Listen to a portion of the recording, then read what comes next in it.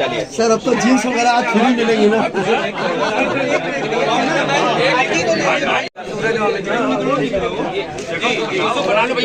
ठीक से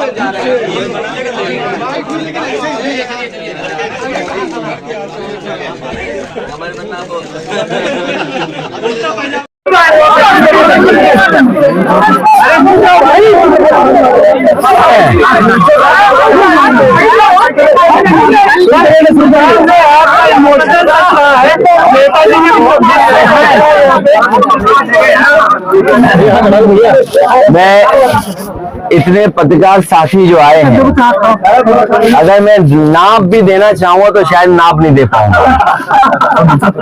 अगर वो नाप लेना चाहेंगे कोई तो नाप कैसे होगा? एसी बंद हो चुका है। आप लोगों के पता नहीं कहां से गर्मी लेके आए हो आप लोग।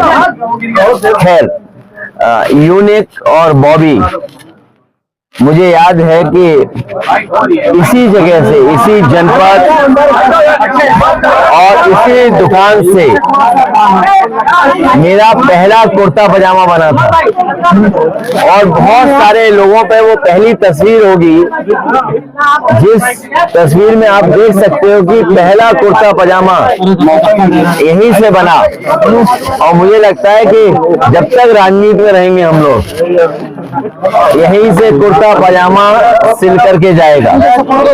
और मुझे वो दिन याद है, शायद इनके कारीगरों को वो समय याद होगा,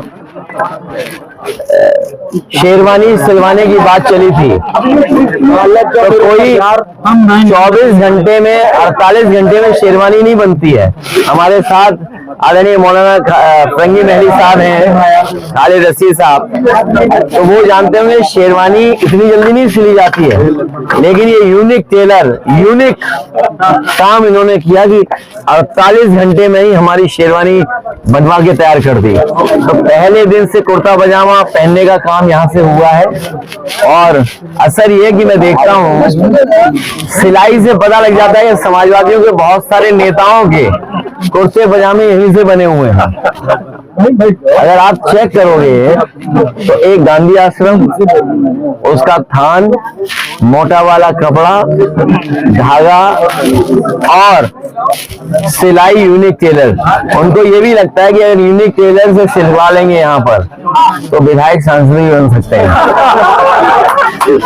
हो सकता है ये बात नहीं, ये रिसर्च की बात है हमारे पत्रकार साथियों के। बहुत से लोग नहीं, बहुत से लोगों का। और देखिए, और ये एक शुभ घटना है। शुभ घटना ऐसे है कि जिनसे हमारा बचपन का और उस समय से सिलवाने का हमारा नेताजी का और समाजवादियों का, चाहे कुर्ता पजामा हो, शेरवानी हो, शादी के और कपड़े रहे हों, यहाँ पर सिले हैं।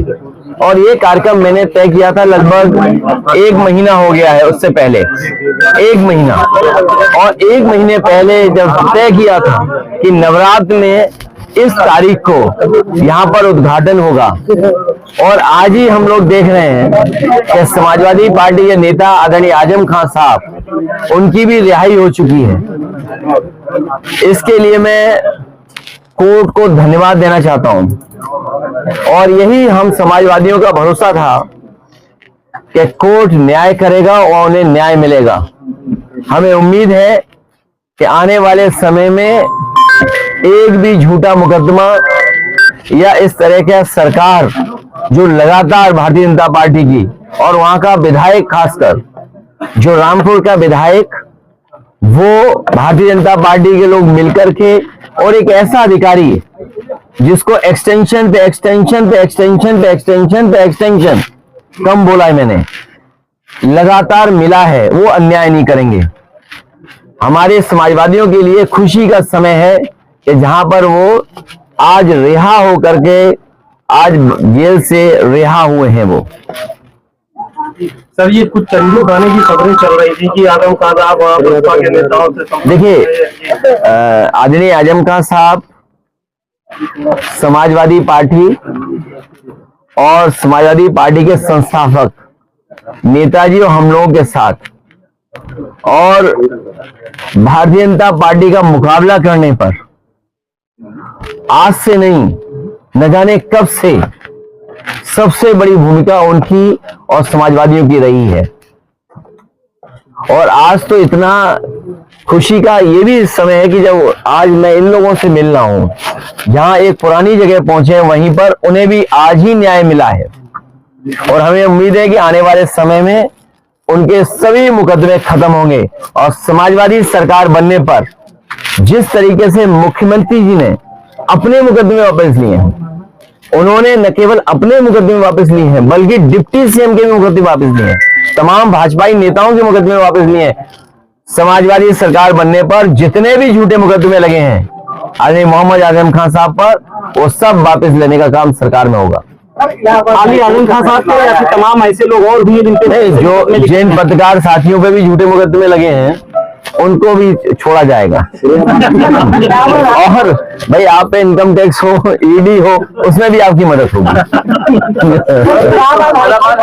ऑर्डर आया है, अब उसमें उत्तर प्रदेश गवर्नमेंट ने कहा है कि पॉलिटिकल रैलीज में भी जातियों का सम्मान नहीं होगा। किस तरह से आगे रैलियां? बताओ, सरकार अब जागी है जब स्वजाति लोगों को और ताकतवर लोगों को हर जगह बैठाया हुआ है। अगर आपका चैनल उन्हें सही चलाना है तो हो सकता है उस चैनल का हेड भी हटा दें। अखबारों के हेड तो हटे ही हटे हैं।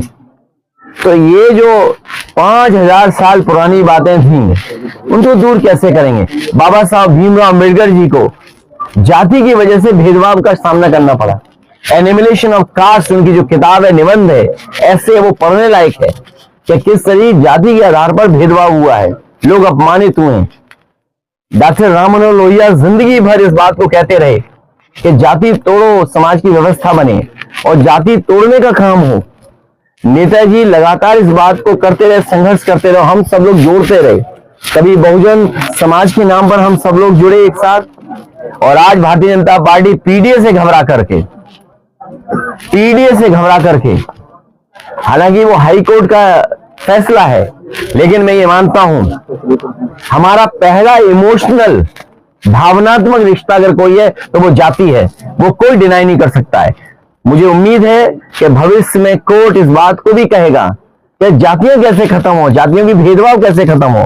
कोई हमें जाति के आधार पर हमारा घर मकान न धुलवाए, कोई जाति के आधार पर प्रतिमा न धुलवाए, कोई जाति के आधार पर अगर मैं मंदिर चला जाऊं तो मंदिर गंगा जल से रद्द हुई।